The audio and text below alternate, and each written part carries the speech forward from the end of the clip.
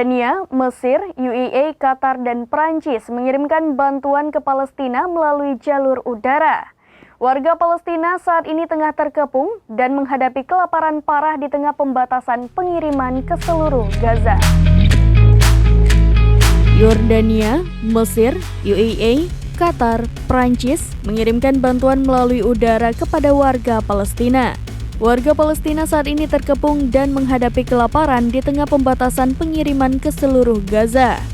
Ratusan warga Palestina termasuk anak-anak berkerumun di pantai untuk menerima paket tersebut. Laporan PBB pada Desember 2023 menemukan seperempat dari 2,3 juta penduduk Gaza menderita kelaparan.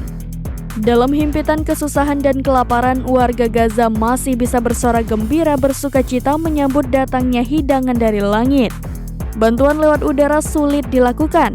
Truk-truk bantuan kemanusiaan tertahan di perbatasan tak bisa masuk karena Israel tak memperbolehkannya. Kalaupun truk bantuan bisa masuk, jumlahnya pun sangat sedikit. Sangat tidak mencukupi dengan kebutuhan lebih dari 1 juta pengungsi. Tak bisa dilakukan dari darat, kerajaan Yordania memberikan bantuan mereka melalui udara. Ribuan warga Palestina yang menghadapi kelaparan di Gaza berkerumun di pantai ketika militer Yordania mengirimkan bantuan yang sangat mereka butuhkan. Anak-anak Palestina merayakan dan meneriakan Yordania, Yordania, Yordania saat mereka mengambil bantuan yang dijatuhkan dari udara dari sebuah pantai di Gaza.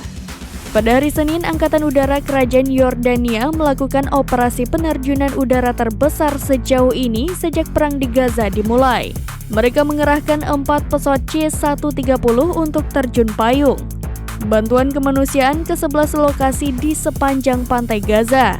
Yordania mengirimkan bantuan penting bagi warga Palestina yang terkepung di Gaza yang menghadapi kelaparan. Demikian informasi terkini, Syedara Lon. Saksikan terus berita lainnya di kanal YouTube Serambi News, website dan Facebook serambinews.com. Download Tribun X sekarang, menghadirkan lokal menjadi Indonesia.